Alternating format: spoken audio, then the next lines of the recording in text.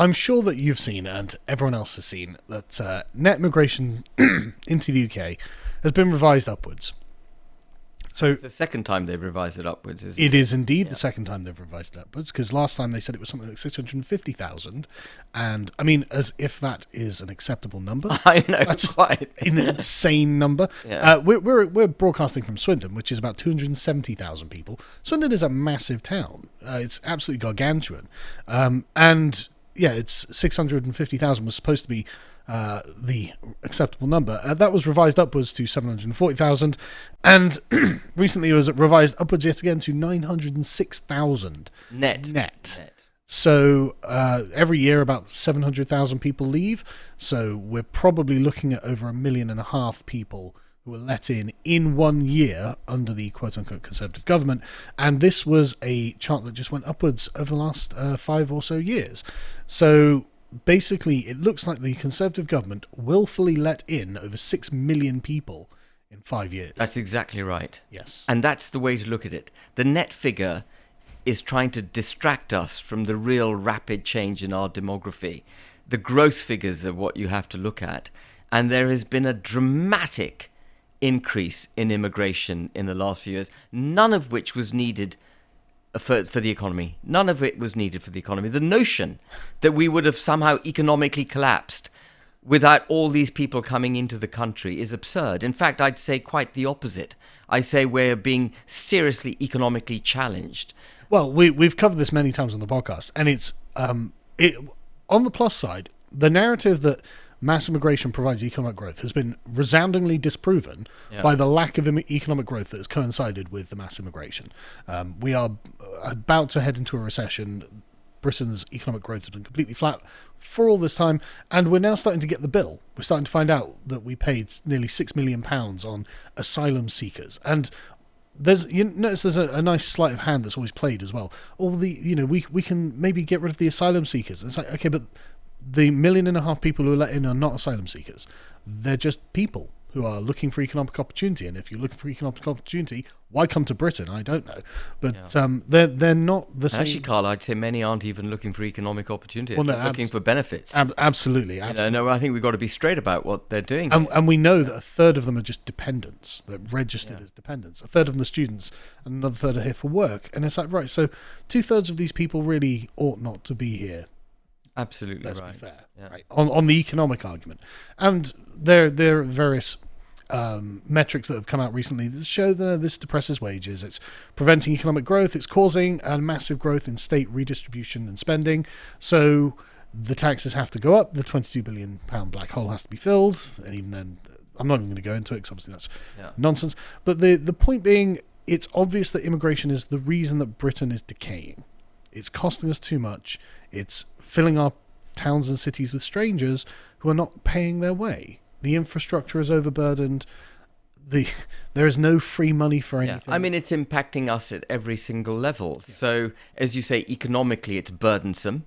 The NHS is being pressured because far too many people in this country. They keep saying we need, foreigners to man our NHS, but actually there are many more foreigners using it than there are manning it.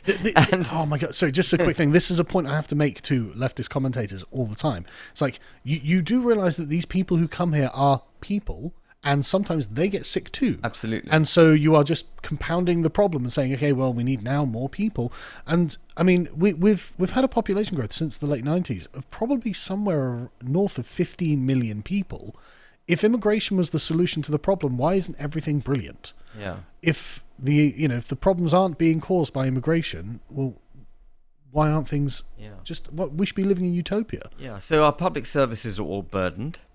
Our housing stock, which we're not building enough of, or we're certainly not even able to repurpose that which we've got because of net zero and other onus obligations, is incapable of dealing with the number of people in the country.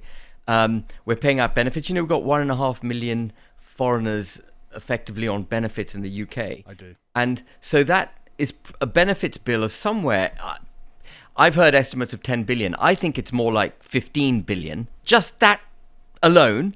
And then you've got the thick end of 8 billion a year on illegal migrants. You're talking about, that fictitious 22 billion black hole that they're talking about. You could fill that instantly by removing immigrants on benefits and removing people who shouldn't be in the country in the first place. And I mean, it's just bizarre. It beggars belief. And there are going to be people who will say, well, the service was collapsed, blah, blah, blah, blah. It's like, look, okay, even if that is all true, we can't continue on like this, right? So even if they haven't collapsed right now, on the current trajectory we are on, they're going to collapse. We are going to arrive at a point where the NHS... I mean, there are 7.5 million people on the NHS waiting list, and that went down by 200,000, and that was heralded as a great victory. It's like, oh, so there are only 7.3 million. And, I mean, the budget... So Rachel Reeves kept identifying the 22 billion so-called black hole for her reason to do all the tax rises. Yep. The budget that she announced actually is £45 billion in tax rises and another 32 billion of borrowing on top of that. So she's basically going to spend 77 billion pounds a year extra. Yes. And the burden of all that taxation is already showing its effect on the economy, where now all the indicators now in the UK economy are pointing towards recession. And if we end up in recession, she won't get the £45 billion in tax revenue she's expecting, but her spending will still stay the same, which means our borrowing is going to go through the roof. It's already through the roof. It'll go even more through the roof. And what will happen then is that interest rates will have to go up to try and attract money into government coffers. As interest rates go up, people will still, private investors will be looking at the UK and going, well, I'm not going to invest there because actually they've got a borrowing requirement which their government can't fulfill. Their economy's in recession, so I'm not going to be investing in the UK, which means sterling will fall, and sterling's fallen already 7% against the dollar. That means even though they're putting interest rates up, we're going to be importing inflation in a recessionary environment, which means they'll have to put interest rates up even more. Can you see where I'm going with this? Absolutely. We're going to end up... This is crazy. This is crazy. It's a death spiral. It's a death spiral. We're heading into. It's an economic death spiral. Yeah. And it seems like such an unforced error. Like there's no reason that we have to be in this position. No. And so I'm genuinely concerned about this, but what can I do? And so one of the things that people noticed the other day was Keir Starmer speaking about migration. Now, I found it very interesting that he was prepared to lay this at the feet of the Conservatives, because it is the Labour Party that began the experiment in mass immigration into the country. And Keir Starmer, I think, would probably admit to being a Blairite, so he would admit to being the heir of this project, which David Cameron and the other Conservatives have been as well. And Boris Johnson, for some reason, just ramped it up on steroids. And Keir Starmer accused them of running an experiment. And he essentially adopted the far-right perspective on immigration into the country. Now, I'm mildly skeptical about his far-right credentials in this regard. What do you think? Well, I don't like the expression right-wing because I think it misdescribes those of us who simply want the country's interest to be put... You know, if you want the United Kingdom to do well, you're somehow right-wing, apparently. So I don't like that. But I mean, it's a complete lie, obviously. Of course he's not right-wing. Of course he doesn't really care about immigration. Keir Starmer, I mean, let's just get one thing straight. Keir Starmer is anti-British. Oh, yes. And I don't say that because I want to be inflammatory or because he doesn't identify with the town in which he was born or whatever. It's because the policies which he wishes to adopt are firmly of that liberal global order where British citizenry is no more important than immigrant citizenry. And you may have noticed, Carl, I'm sure you would have done, that they now, in order to avoid using the word minorities in the country, they're referring to them as global majorities. So we should welcome, in the spirit of democratic inclusion, we should welcome the global majority because they're the majority. Are you with me? Well, I'm sorry. I'm feeling that maybe I'll become a leftist and start talking about how we're being oppressed by the global majority.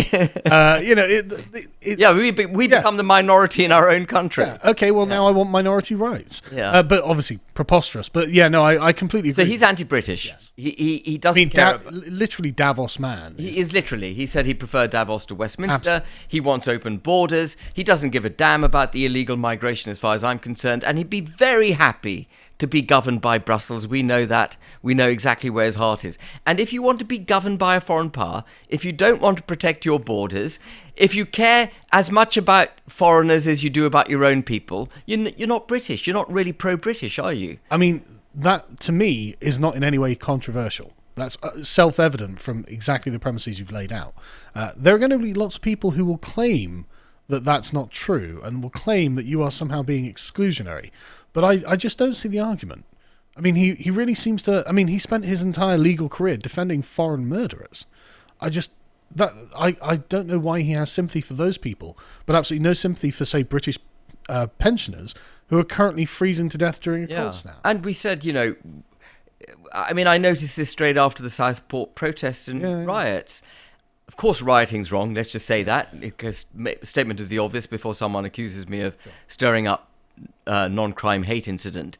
Obviously, rioting is bad, but there were many people out legitimately protesting against the causes of the breakdown in our society coming, the principal cause being mass immigration, the breakdown of our law and order and, protection of British people. Legitimate protests. Yeah. And instead of taking on board their legitimate protests, he categorized everyone as far right, because it's a pejorative term, which is also why I don't like using the word right wing, because the minute you accept you're right wing, it's a hop and a skip before they categorize you as far right, if you're with me. Oh, I completely agree. And but he categorized everyone as far right, and he literally directed the criminal justice system to fast-track them through, find them, detain them, put them in custody, don't let them out, throw away the key. And then we had the famous case of Peter Lynch. I'm moving on.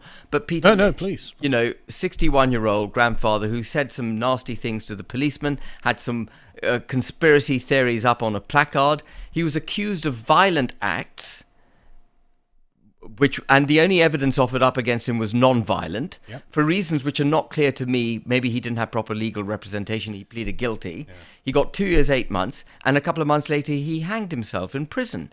And so a man is dead because Keir Starmer politicized the criminal justice system, and he did it because he is of the liberal global order, where he wouldn't have any truck with the criticism that the protesters were making of mass immigration, which is a perfectly legitimate protest. I completely agree. And the fact that Starmer, on the very first day, almost the first words out of his mouth, were to stigmatize and call them far right. That is, right now, they are the political enemy, and I will deal with the political enemy. It's like, well, hang on, you don't know who these people are, kid. Absolutely. These people are afraid, and like you say, they had bad legal representation. Every single one of them pled guilty. It's like, okay, but I'm looking at, that bricklayer from, Liverpool or something. I'm thinking, has that man ever spoken to a lawyer in his entire life? He doesn't have a lawyer on retainer.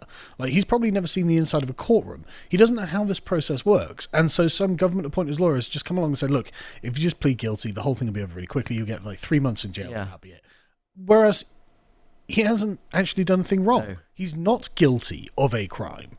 And so pleading guilty to what he's being accused of, he could doubtless have proven that he wasn't guilty. And yet now he's in jail, and now you get a Peter Lynch. Yeah. It's a tragedy. It's a tragedy which needs investigating. Peter Lynch's death. It's almost predatory. That's the point. It's almost like a predatory act. And so that's why I say he's anti-British, because what those protesters, again, a bit like Brexit, what the protesters were saying was, please put our interests first. Yeah. We don't want to be assaulted by people who've come to this country illegally. Help us. And mass migration. Help us. Please help us, the British people. Yeah. Far from being far right, I would, if I were to put money on their political disposition, the people who were protesting, I'd say traditionally, probably they voted Labour. 100%. And you'll notice that all of the protests were basically in Labour heartlands. Were they? Yeah. Oh, yeah, absolutely. Yeah. The protests in Liverpool went on late into the night. Liverpool's been deep red for a long time. But it's all across the north of England, where it's all the Labour heartlands. And it's like, okay, but it is literally like a cry for help from the traditional Labour voter saying, look, we are afraid in our own country because you've brought people over who do not care about us, do not respect us, do not like us. And we've had 20 years of very negative community relations with. Yeah. And you've taken the side of this new community every single time. And now look at what's happening. And so, I mean... And the policies as well, that Tony Blair introduced it. He started it with the Companies Act, Section 172, which was the beginning, I think, of stakeholder capitalism, which was requiring businesses in this country to have a view for social justice. Businesses should just be amoral entities which exist to employ people and make money. And he introduced this concept of social justice. And on the back of that social justice concept, they have created progressive discrimination in favor of minorities. And that progressive discrimination now manifests itself not just in a two-tier criminal justice system, but in a two-tier society. Every single institution in this country is encouraged to hire ethnic minorities over the majority white folk of this country. That's the only way to put it. Every institution, whether you're educational establishment, armed forces, public services, private sector, whatever you are, wherever you are, you're encouraged through the regulatory framework. This is not a please do this. This is a regulatory thing. You have to report on it. My company has to report to the London Stock Exchange. The most egregious example of this was the RAF, saying that they kept getting useless white male applicants to be pilots. Well, how were they useless? Well, they weren't useless in flying planes. That was not the issue. Of course, they were going to be brilliant pilots. They were useless when it came to totting up the diversity figures and accounting for the diversity of the RAF. It was like, well, sorry, you're in Britain. Care less, yeah. And, of course, the impact of that is that you get rid of meritocracy. And you get rid of meritocracy, it's the beginning of the end of your country. And, what do we really want?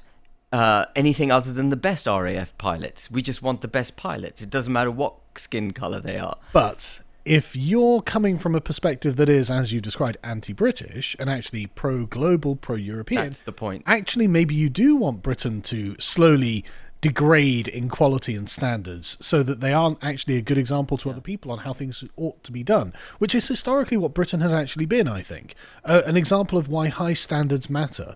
Because, I mean, if you just look at almost anything, actually, that Britain has been involved in, we've almost always been outnumbered or outfinanced or outgunned in some way, and yet we always come out on top because we have the highest standards.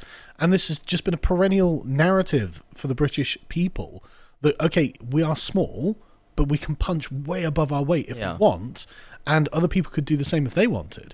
And we're in this position now. Yeah, I mean, what we've done, very sadly, I'm digressing slightly, but that ability to punch above your weight comes from self-confidence, and we've damaged our self-confidence as a nation because we keep attacking our heritage. It comes from inculcating aspiration, a belief that if you work hard, you will be able to make money, do well for yourself, do well for your children, and so on. And that's been neutered by high taxation, high state intervention, and inability for businesses to do well in the way that we used to be able to do it. The eschewing of excellence in the pursuit of equality, instead of levelling up, everything's actually being levelled down, and we see that through the VAT being imposed on private schools, for example. And then this completely anti-British attitude, where we're people of the world, and so the entire world needs to benefit from our largesse. No, it's the British people who need to be protected. But ironically, if we take the British Empire as a model, yes, the entire world will benefit from our largesse if you allow us to be excellent. Yeah. When we are excellent, actually the entire world does benefit and we feel better about everything. Everyone gets more wealth, more health, more longevity, more food, more prosperity. We actually did create all of these things when we were unleashed. Absolutely. To do those things. And I, just if I've got time to say it, I was born in Karachi in 1965 in what I would call the tailwinds of British Imperial India, even though it was Pakistan. And it was a fantastic country into which I was born. Wide avenues, clean avenues, the water services worked, the sewerage worked, the electricity worked. Better than Britain in 2024. The buildings, frankly, it was. I believe it. It was safe. The buildings were all in great order. Yeah. The legacy of the British Empire, contrary to all the lefties' view of the British Empire, was a phenomenal legacy. And the people with whom I grew up were very proud. Pakistanis were very proud of the British Empire. They're not so now because the whole narrative has changed. And, there are all sorts of other reasons for it. Decades of indoctrination. Yeah. But back then, people were very proud of their British legacy in Pakistan. And I am still even though I was born in Pakistan, I'm very, very proud of the British Empire. Why would I not be proud of the British Empire? It is through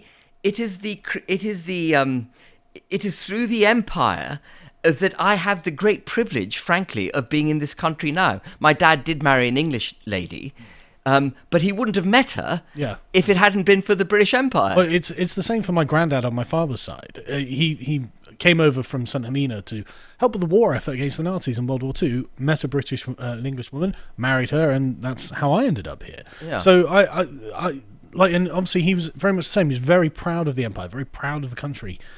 The idea that we can just sit there and go, okay, well, we'll let... Like, I don't know whether you saw, but the writer of Horrible Histories came out and said, yeah, no, I hate Britain, I hate the empire, I always have. So, okay, but why is he on the BBC writing our histories then?